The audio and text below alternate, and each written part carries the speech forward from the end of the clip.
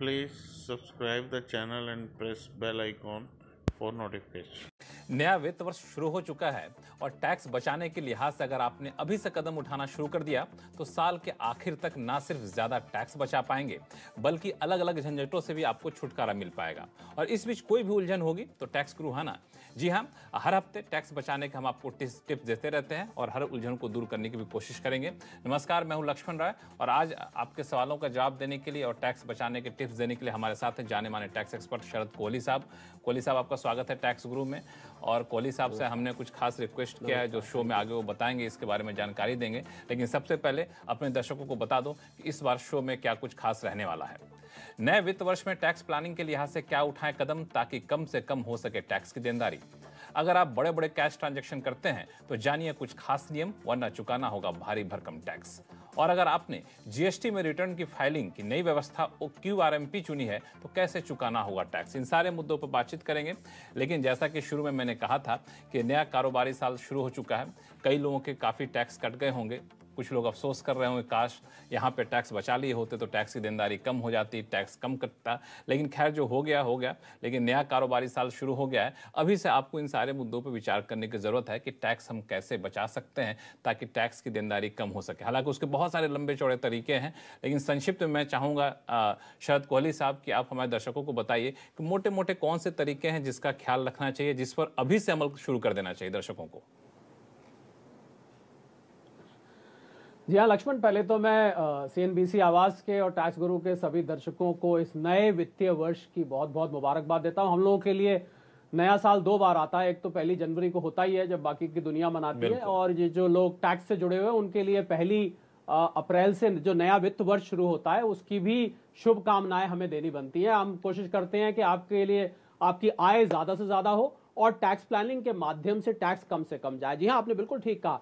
और tax planning का लक्ष्मण मूल मंत्र है कि आप पहले से प्रिपेयर हो जाएं, आप पहले से तैयारी कर लें। और मैं समझता हूं कि वित्तीय वर्ष की शुरुआत से अच्छा समय नहीं हो सकता। सबसे पहले आपको जो आपकी 80 फैमिली है पूरी की, चैप्टर 6 है जिसको हम बोलते हैं, उसके अंतर्गत आपने साल में कितनी डिडक्शंस लेनी है, मुझे लगता है कि उसका अंदाजा आपको पहले लगाना चाहिए। खासकर जो सबसे मशहूर है ATC, मैं उसको 80 क्राउडेड भी बोलता हूं। ATC के अंतर्गत आप क्या क्या चीजें करना चाहते हैं, इंश्योरेंस कितना होगा, PPF कितना होगा, NSC कितना होगा, ट्यूशन फी कितनी होगी। मैं समझता हूं इसका हालांकि 1.5 लाख की सीमा है पर एक अंदाजा लगा लेना चाहिए। उसके बाद 80D आता है, मेडिकल के खर्चे हैं, मेडिकल इंश्योरेंस आप कराते हैं, आप अंदाजा लगाइए कि आप करना चाहते हैं नहीं करना चाहते। NPS के अंतर्गत ATCC-D है, ATE है, कोई डोनेशन देते हैं ATG है। तो मैं समझता हूं चैप्टर 6 के अंतर्गत लक्ष्मण ये जितनी भी डिडक्शंस आती हैं, अगर इसका वित्तीय वर्ष के शुरुआत में ही अंदाजा लगा लिया जाए तो ये टैक्स प्लानिंग के लिए एक बिल्कुल सटीक कदम साबित होता है। बिल्कुल, मुझे लगता है कि इससे ये भी अंदाजा मिल जाए कि 80 फैमिली के तहत हम कितना टैक्स बचा पाएंगे और क्या हमें किसी दूसरे जगह पे टैक्स बचाने को और भी तरीके तलाशने होंगे। इस बात का भी आप अनुमान लगा सकते हैं अभी से अगर प्लानिंग कर लेते हैं तो। दर्शकों को थोड़ा सा एक भी बता दीजिए कोहली साहब की 80 फैमिली के अलावा दूसरे कौन कौन से जरिए हैं जहां पे टैक्स बचाया जा सकता है, संक्षिप्त में।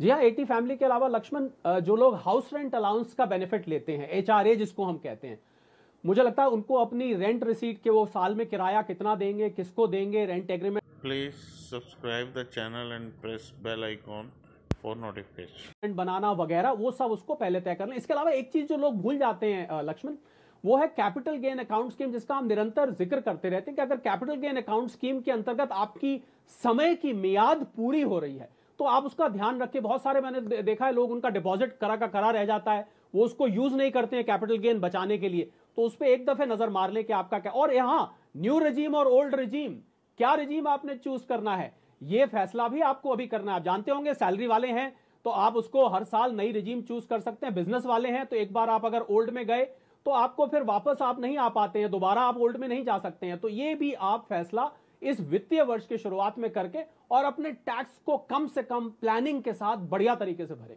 हालांकि शुरू में जैसा कि बताया कोहली साहब ने कि नए कारोबारी साल की शुभकामनाएं दी और वे भी कहा कि आप ज़्यादा से ज़्यादा कमाई करें और टैक्स भी कम से कम दें। पता नहीं कैसे संभव होगा, ज़्यादा कमाई करेंगे टैक्स तो ज़्यादा देना ही पड़ेगा, लेकिन यही एक मूल मंत्र है जो टैक्स ग्रुप में हम देने की कोशिश करते हैं कि कमाई आपकी भले ही ज़्यादा हो लेकिन टैक्स की देनदारी हम कम करने की कोशिश करेंगे कानून के दायरे में रहकर। पूरे साल में हर हफ्ते जो एपिसोड आता है उसमें समय समय पर हम टिप्स ऐसे देते रहेंगे। फिलहाल शुरू करते हैं सवाल जवाब का सिलसिला। कानपुर से डॉक्टर करुणा शंकर मिश्रा हमारे साथ फोन लाइन पर जुड़ गए हैं। बताइए क्या सवाल है आपका? सर मैं डॉक्टर करुणा शंकर मिश्रा कानपुर से बोल रहा हूँ जी सर। कोहली सर नमस्कार। हेलो, हाँ आवाज आ रही है, नमस्कार बताएं। डॉक्टर साहब। हाँ कोहली सर नमस्कार। मैं आपका बहुत बड़ा फैन हूँ क्योंकि आपका जो बताने का इनकम टैक्स का शेड्यूल्स वगैरह का और जो गाइड करने का तरीका है बहुत ही अच्छा है और मुझे बड़ी मदद मिलती है। मेरा एक क्वेश्चन था सर कि मेरा हर माह जो है मैं सैलरी पेड हूँ और मुझे इंटरेस्ट फ्रॉम अदर इनकम्स में जो सेविंग अकाउंट है उससे है कुछ इनकम और कुछ शेयर से हो जाती है लॉन्ग टर्म कैपिटल गेन्स वगैरह में, शॉर्ट टर्म कैपिटल गेन में थोड़ा बहुत। और सर मेरा क्वेश्चन ये था कि जो पिछले साल जो है और उसके पिछले साल भी मुझे सेक्शन 234 सी में ब्याज लग गया था, जबकि मेरा हर महीने जो है डिडक्शन रेगुलर जो है मेरे डीडीओ के द्वारा किया जाता है। और इसमें जो है जो मैं फॉर्म ITR 2 भर रहा था तो इसमें जो इनकम टैक्स का वो है सर कि प्रत्येक तिमाही में 15%, 45%, 75% एवं 100% जो मुझे देना चाहिए, डिपॉजिट करना चाहिए, उससे मेरा ज़्यादा ही डिडक्शन हो जाता है। लेकिन 26 AS में वो टाइमली शो नहीं होता है, तो उस वजह से मुझे 234 C का जो है मेरे ऊपर ब्याज लगा। तो सर इसमें मैं ये जानना चाहते थे कि इसमें क्या मुझे कैसे ये रेक्टिफाई हो सकता है और इसमें जो डीडीओ है उसकी भी क्या रिस्पॉन्सिबिलिटी है, जबकि मेरी कोई इसमें फॉल्ट नहीं थी, फिर भी मुझे जो है इस तरह का जो है वो देना पड़ा ब्याज। बिल्कुल, कोहली साहब बताएं। जी हाँ डॉक्टर मिश्रा, ऐसा हो जाता है। पहले 234C होता है, जब आपका जो एडवांस टैक्स जितना जितना जिस तारीख पे निर्धारित है वो नहीं जमा होता तो 234C के अंतर्गत ब्याज लग के आ जाता है। अब आपने कहा आपका डीडीओ समय पे हो सकता है डॉक्टर मिश्रा कि वो समय पे डिपॉजिट ना करा रहे हो। ये भी हो सकता है कि जो इक्विटेबल डिडक्शन होती है, इक्विटेबल डिडक्शन का अर्थ होता है कि बराबर बराबर जब आप सैलरी पे खासकर टैक्स काटते हैं तो वो बराबर बराबर कटना चाहिए। कई बार वो ऊपर नीचे हो जाता है। ये भी हो सकता है कि जमा टाइम पे नहीं किया गया हो। तो इन कई कारणों से हो सकता है। अगर आपको लग रहा है कि ये सभी चीजें सही हैं, कुछ भी इसमें गलती नहीं है, पहले आप सब चीजें एक बार चेक कर लीजिए। तो उसके बाद आप ई निवारण में जाके या आप अपना एक अपने पोर्टल पे जाके करेक्शन के लिए एक एप्लीकेशन लगाइए और इसको करेक्ट कराइए। पर मुझे लग रहा है कि अगर 234, क्योंकि 234C सिस्टम से लग के आता है तो कहीं ना कहीं अवश्य टैक्स के डिपॉजिट में डिले हुई होगी। आप एक दफे इसको पुनः चेक करें, मुझे उम्मीद है कि आपको वहीं कहीं इसका कारण निकल के दिखाई दे जाएगा। अगर फिर भी दिक्कत आती है तो डॉक्टर मिश्रा आप हमें लिखिएगा, हम लोग उस दिक्कत को भी दूर करने की पूरी कोशिश करेंगे। फिलहाल लेते हैं अगला सवाल जो कि ट्विटर के जरिए आया है, रीता बिंद्रा जी का आया है। इनके पास लंबे समय से फ्रैंकलिन टेम्पल्टन म्यूचुअल फंड की होल्डिंग थी, फंड की कुछ स्कीमों के जरिए इनको पैसा मिला। ये पूछ रहे हैं कि कंपनी की ओर से वक्त से पहले रिडेम्पशन करने और उस रकम को दोबारा निवेश करने पर क्या long term capital gains tax देना पड़ेगा? कोहली साहब।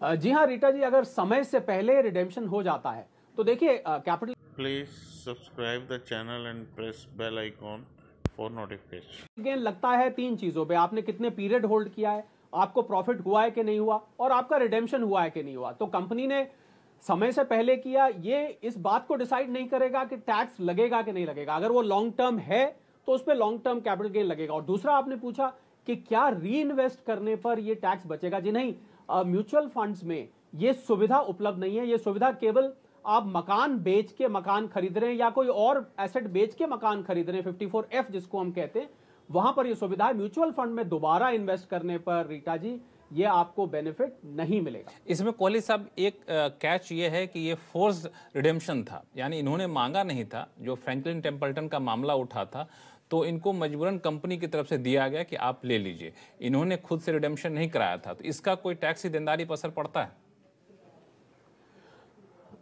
जी हाँ लक्ष्मण, क्योंकि पीरियड देखा जाएगा। देखिए खरबूजा छुरी पे गिरे या छुरी खरबूजे पे गिरे, कटना तो खरबूजे को ही पड़ेगा लक्ष्मण। ये नियम यहाँ लगता है।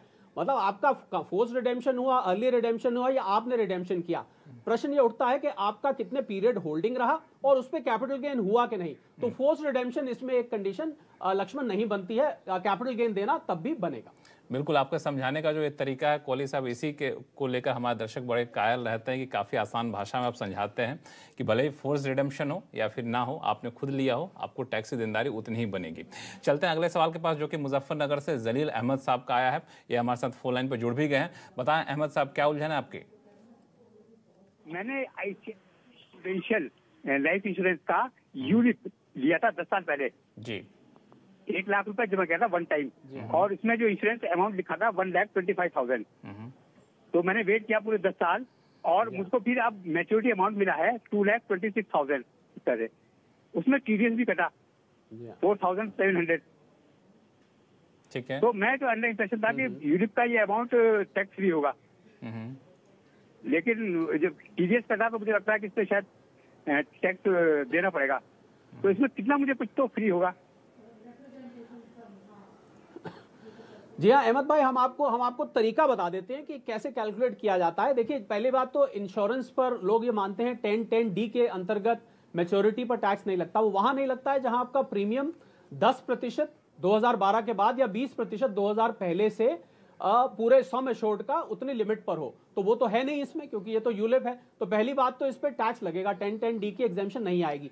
अब प्रश्न ये उठता है कि किस प्रकार लगेगा। देखिए, अगर तो ये जो यूलिप का जो कंपोजिशन है, या आपको आईसीआईसीआई प्रू के पास दोबारा जाके जानना पड़ेगा कि मान लीजिए 65% से ऊपर इसमें इक्विटी कंपोनेंट है, तो इसको इक्विटी कंपोनेंट मान के इस पे लॉन्ग टर्म कैपिटल गेन लगेगा।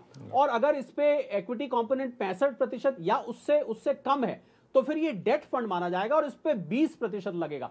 और मान लीजिए इस यूलिप का कंपोजिशन इन दोनों कैटेगरी में नहीं है, या वो आईसीआईसीआई प्रू ने किसी और तरीके से किया हुआ है, तो कुछ ऐसा भी मानते हैं कि इसके इनकम फ्रॉम अदर सोर्सेज में आपके स्लैब रेट पे टैक्स लगेगा।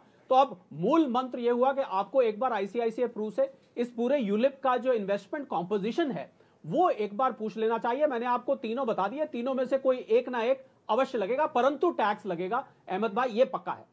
चलिए, उम्मीद करते हैं कि अहमद भाई को उनकी उलझनें दूर हो गई होंगी। फिलहाल वक्त है छोटे से ब्रेक का। ब्रेक के बाद आपको बताएंगे कि पत्नी के नाम प्रॉपर्टी खरीदकर उन्हें ही चुका रहे हैं किराया, तो क्या आप ले पाएंगे टैक्स छूट? लौटते हैं छोटे से ब्रेक के बाद। ब्रेक के बाद एक बार फिर से आपका स्वागत है। आप देख रहे हैं टैक्स गुरु, और कई सारे लोगों के सवाल हमारे पास आए हैं। लेकिन उससे पहले एक महत्वपूर्ण मुद्दा जो मैंने देखा पिछले कुछ दिनों से, खासतौर से मार्च 2020 के बाद कैश के ट्रांजैक्शन में करीब मुझे लगता है 27 लाख करोड़ रुपए की बढ़ोतरी देखने को मिली है। तो इससे लगता है कि लोग फिर से कैश की तरफ ज़्यादा जा रहे हैं। लेकिन जब आप मोटे कैश का ट्रांजैक्शन कर रहे हैं तो इस बात का ध्यान जरूर रखिएगा कि अगर आप नियम को नहीं पालन करते हैं तो कई बार आपको टैक्स की देनदारी भारी भरकम चुकानी पड़ सकती है। कोहली साहब, थोड़ा इस मुद्दे को समझा दीजिए, क्योंकि देख रहा हूँ कैश ट्रांजैक्शन फिर से बढ़ने लगा, जो आरबीआई की रिपोर्ट खुद कहती है। जी हाँ बिल्कुल लक्ष्मण, और ये कैश के ट्रांजैक्शन जो कि मार्च 2020 में आपने बिल्कुल कहा करीब 24-25 लाख करोड़ के बीच में कैश इन सर्कुलेशन था, वो 1 जनवरी 2021 को 27 लाख क्रॉस कर गया। इसका मतलब कैश का प्रचलन अभी भी बहुत है, जबकि आयकर में कैश के ऊपर बहुत सारे रिस्ट्रिक्शंस है। और गए जमाने जब आप रोकड़ा जेब में लेके चलते थे, मुझे लग रहा है इतने आजकल विकल्प उपलब्ध हैं। जी हाँ, अगर 2000 रुपए से ऊपर आप कहीं डोनेशन करते हैं, मैं लक्ष्मण नीचे से ऊपर चलता हूं, 2000 रुपए की कहीं फालतू आप डोनेशन कैश नहीं कर सकते। 5000 रुपए से ऊपर आप मेडिकल खर्चा 80D क्लेम कर रहे हैं तो आपको वो अलाउ नहीं होगा। उसके ऊपर चले 10,000 रुपए से अगर आप बिजनेस में कैश खर्चा ज्यादा करते हैं तो वो आपकी इनकम में एड बैक हो जाता है। 20,000 रुपए से अगर आप लोन या डिपॉजिट किसी को देते या लेते हैं तो वो अलाउड नहीं है, उसमें उतनी ही पेनल्टी है जितना आप लेन देन करते हैं। 50,000 रुपए से ऊपर आप फॉरेन एक्सचेंज कैश जाके नहीं ले सकते हैं। इससे ऊपर चले लक्ष्मण तो 2 लाख रुपए तक से ऊपर की आप परचेज नहीं कर सकते हैं आप कैश में। तो भला प्रश्न ये उठता है कि हम घर में अगर किसी का कैश मिलता है लक्ष्मण, तो उसमें घर में भला क्यों कैश रखा हुआ है इतना, तो उसमें आपको जवाबदेही करनी पड़ेगी कि आप इतना कैश क्यों रखते हैं। और ऊपर चले तो बैंक से जब आप पैसा निकालते हैं 1 करोड़ से ऊपर आप निकालेंगे तो उस पर आप जानते होंगे टीडीएस आ गया है। अगर आपने रिटर्न नहीं फाइल करी है 3 साल तो फिर तो ये लिमिट 20 लाख से और 1 लाख के बीच में 2% टीडीएस कट जाएगा। 1 करोड़ से ऊपर 5% कट जाएगा। तो ये इतना एयर टाइट कर दिया है सरकार ने कि मुझे लग रहा है कैश में और इतने सारे विकल्प हैं, डेबिट कार्ड, क्रेडिट कार्ड। गए जमाने जब कैश और चेक होते थे, ये पे वो पे, और कितने सारे वॉलेट्स आ गए हैं। मैं समझता हूं इतने विकल्प होते हुए कैश के Please subscribe the channel and press bell icon for notification. Transactions तो हमारे करदाताओं को जहां तक हो सके अवॉइड करना चाहिए अगर बाद की समस्या से बचना है तो। बिल्कुल, तो कैश में ट्रांजैक्शन जहां तक संभव हो सके कम से कम करिए, वरना आपको टैक्स ज़्यादा चुकाना पड़ सकता है, भले ही आप उसको अपने आमदनी में से निकाल कर क्यों ना कर रहे हो।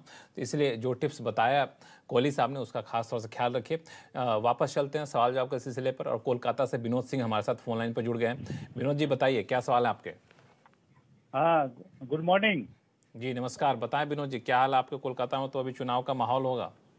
माहौल बहुत जोर पे है। बहुत जोर पे है। कलकत्ता में हमारे इलाका में 26 तारीख को है, 26 अप्रैल को। अच्छा, और बाकी जगह में चल रहा है, आज भी चुनाव चल रहा है। चुनाव के माहौल में आपको अपने टैक्स की चिंता है, बताइए क्या क्या उलझन है आपकी।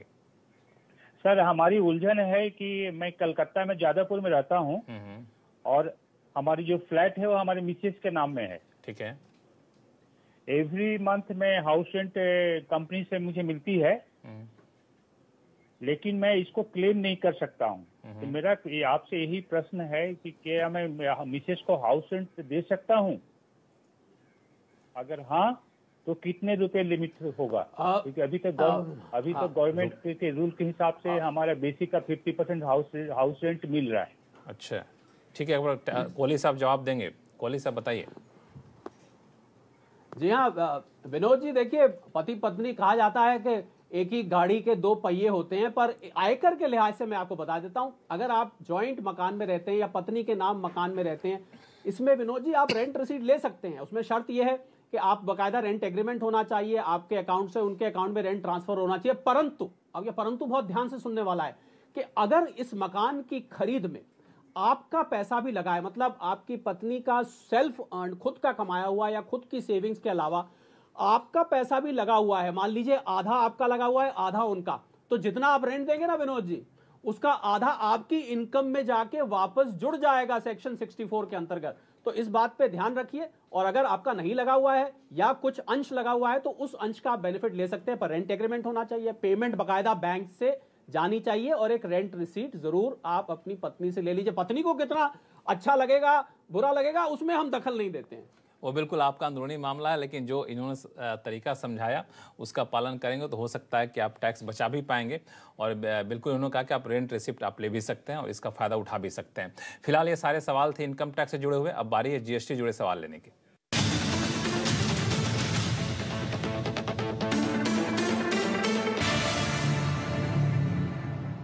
चलिए चलते हैं गुरुग्राम, जहां से शैलेंद्र सिंह तिवारी साहब हमारे साथ फोन लाइन पर जुड़ गए हैं। शैलेंद्र जी बताइए क्या सवाल है आपका। सर मेरा नाम शैलेंद्र तिवारी है जी, और मेरा एक रेस्टोरेंट है। अच्छा। और अभी गवर्नमेंट ने एक स्कीम इंट्रोड्यूस की है, QRMP, quarterly return filing and monthly payment. मुझे समझ में ये नहीं आ रहा है कि इसमें अपनी लायबिलिटी को पेमेंट कैसे करूं, लाइक हर मंथ में पेमेंट करूं, फर्स्ट 2 मंथ की लायबिलिटी को पेमेंट कैसे किया जाए, फर्स्ट 2 मंथ एवरी मंथ या लास्ट 3 मंथ कंप्लीट होने के बाद इसको किया जाए, इसके बारे में बता पाएंगे आप? बिल्कुल कोहली साहब, मैं चाहूंगा कि आप थोड़ा सा पहले से इस स्कीम के बारे में बता दीजिए और फिर इनके सवाल का जवाब दीजिए। हाँ बिल्कुल देखिए QRMP छोटे और मझौले जो बिजनेस वाले हैं उनके लिए सरकार ने इंट्रोड्यूस किया है कि उनको हर महीने रिटर्न ना फाइल करनी पड़े। इसको क्वार्टरली रिटर्न मंथली पेमेंट बोलते हैं, मतलब रिटर्न क्वार्टर में एक बार जाएगी परंतु टैक्स इसका हर महीने जाएगा। वही मेरे ख्याल शैलेंद्र जी पूछना चाह रहे हैं कि अगर रिटर्न क्वार्टरली जाएगी तो टैक्स मंथली कैसे जाएगा। जी हाँ बिल्कुल शैलेंद्र जी, हम आपको बता देते हैं। आप 2 ऑप्शंस आते हैं उसमें मंथली पेमेंट के, एक आपको चूज करना पड़ेगा। एक होता है 35%, वो अपने आप कैलकुलेट करके पिछले क्वार्टर का लगभग 1/3 वो कैलकुलेट करके आपको खुद ही बता देगा, आप उतना टैक्स दे दीजिए। दूसरा ऑप्शन ये होता है कि अगर आप महीने का एग्जैक्ट इनपुट आउटपुट एग्जैक्टली निकाल सकते हैं तो आप एग्जैक्ट पेमेंट भी कर सकते हैं। तो QRMP के स्कीम के अंतर्गत या तो आप 35% वाला ऑप्शन चुन लीजिए, उसमें वो अपने आप 35% पिछले क्वार्टर से दे देगा, या आप उसको स्वयं कैलकुलेट करके एक्चुअल फिगर पहले के 2 महीनों में जमा करा सकते हैं। मुझे उम्मीद है आपको पूरा समझ आया होगा और आप QRMP का पूरा लाभ उठाएंगे। शैलेंद्र जी, आपकी उलझनें दूर हो गई? जी सर, क्लियर हो गया सर, थैंक यू सर। चलिए बहुत बहुत धन्यवाद हमारे टैक्स गुरु शो में कांटेक्ट करने के लिए। फिर भी कोई उलझन हो आगे, Please subscribe the channel and press bell icon for notification. तो आप लिखते रहिएगा, हम लोग आपके सवालों के जवाब देते रहेंगे। चलते हैं देहरादून, जहां से सुनील दत्त शर्मा जी हमारे साथ फोन लाइन पर जुड़ गए हैं। सुनील जी बताइए क्या उलझन आपकी। नमस्कार कोहली जी, मैं आपसे पूछना चाह रहा था, मैंने एक मार्च 2020 में कमर्शियल स्पेस लिया था जिसका कि रेंट जीएसटी के साथ में पे करना था, और मैंने वो विद इन 6 मंथ्स वो खाली कर दिया ड्यू टू कोविड-19, वो चला नहीं शोरूम। अब मैंने मकान मालिक को पूरा रेंट पे कर दिया है विद जीएसटी, लेकिन वो जो मकान मालिक हैं वो उन्होंने अपना जीएसटी में उसका टैक्स जमा नहीं किया है जो मैंने उनको पे किया है। अच्छा। और ना ही वो अब उसको जमा कर रहे हैं, वो डिनाई कर रहे हैं क्योंकि मैंने शोरूम खाली कर दिया। तो अब मैं उस टैक्स का इनपुट नहीं ले पा रहा हूँ। तो आप जानना चाहते हैं इनपुट कैसे लें? इनपुट कैसे लें, और अगर वो नहीं मिलता है तो उनके खिलाफ कोई एक्शन जीएसटी की तरफ से लिया जा सकता है, पोर्टल की तरफ से, या मुझे अपने ही लेवल पे कुछ करना होगा? जी हाँ, बिल्कुल बिल्कुल बिल्कुल बिल्कुल बिल्कुल सुनील जी, इसका एक्शन उनके अगेंस्ट लिया जा सकता है, पर आपको इसकी इंफॉर्मेशन पहुंचानी पड़ेगी। आपको मैं 2 तरीके बताता हूं। एक तो ई कम्युनिकेशन है, अभी नया एक फैसिलिटी इंट्रोड्यूस करी है पोर्टल पे, वहां जाके आप डायलॉग करें उसके साथ तो आपका डायलॉग रिकॉर्ड पे आ जाएगा। दूसरा, मैं आपको ये भी सलाह दूंगा, अपने इलाके के जो जीएसटी कमिश्नर हैं आप उनको जाके एक लिखित दर्जी दीजिए कि अर्जी दीजिए कि मैंने जो है ये पे किया है और पे करके मेरे लैंडलॉर्ड साहब इसको जमा नहीं करा रहे हैं, मैं इसका इनपुट नहीं ले, उनके खिलाफ पूरा यकीन है, मुझे पूरा विश्वास है सुनील जी, उनके खिलाफ कार्रवाई की जाएगी और आपको इसका खामियाजा भुगतना नहीं पड़ेगा।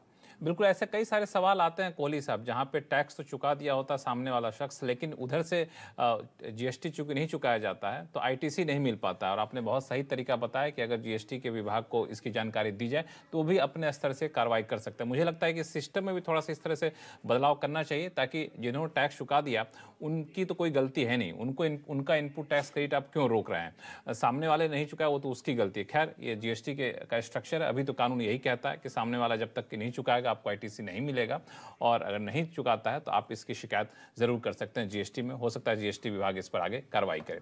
फिलहाल वक्त छोटे से ब्रेक का, ब्रेक के बाद आपको बताएंगे अगर आप कैश में कर रहे हैं भुगतान तो क्या इनपुट टैक्स क्रेडिट लेने में होगी परेशानी। लौटते हैं छोटे से ब्रेक के बाद। ब्रेक के बाद एक बार फिर से आपका स्वागत है, आप देख रहे हैं टैक्स ग्रुप, और दिल्ली चलते हैं जहां से मोनिका हमारे साथ फोन लाइन पर जुड़ गई। मोनिका, बताइए क्या सवाल आपके? जी, मैं ये पूछना चाहती हूँ कि मैं कॉस्मेटिक प्रोडक्ट में डील करती हूँ, तो जब मैं डील करती हूँ तो मेरे ऑफिस से मेरे बैंकिंग फैसिलिटीज़ बहुत दूर हैं, तो मुझे बहुत सारे खर्चे कभी कभी अर्जेंटली कैश में करने पड़ते हैं। तो मेरा क्वेश्चन ये था कि अगर मैं कोई खर्चा कैश में करती हूँ तो क्या कोई जीएसटी में कोई लिमिट है कि कैश में खर्चा करने से आपको आईटीसी नहीं मिलेगा, इससे ऊपर अगर आप खर्चा कैश में करेंगे तो आपको आईटीसी नहीं मिलेगा, तो क्या जीएसटी में ऐसा कोई लिमिट है? जी नहीं मोनिका जी, ऐसा जीएसटी में ऐसा कोई लिमिट नहीं है। आयकर में अभी हमने शो के शुरू में जरूर जिक्र किया था कि सेक्शन 40A3 के अंतर्गत 10,000 से ऊपर अगर आप कोई कैश खर्च करते हैं तो वो आपके प्रॉफिट में ऐड बैक कर दिया जाता है। परंतु जीएसटी में मोनिका जी अभी कैश के लिमिटेशन कोई नहीं दी गई है, आप बेशक कर सकते हैं, परंतु इनकम टैक्स का ध्यान जरूर रखिएगा। टैक्स गुरु में फिलहाल इतना ही। कोहली साहब, आपका बहुत बहुत शुक्रिया हमारे सभी दर्शकों के सवालों का जवाब बेहद आसान भाषा में देने के लिए। और आपके पास कोई भी सवाल हो, चाहे इनकम टैक्स से जुड़ा हुआ हो या फिर जीएसटी जुड़ा हुआ, आप हमें लिख भेजिए tax@moneycontrol.com पर। आप अपने सवाल के साथ अपना मोबाइल नंबर लिखना ना भूलें। नमस्कार। Please subscribe the channel and press bell icon for notification.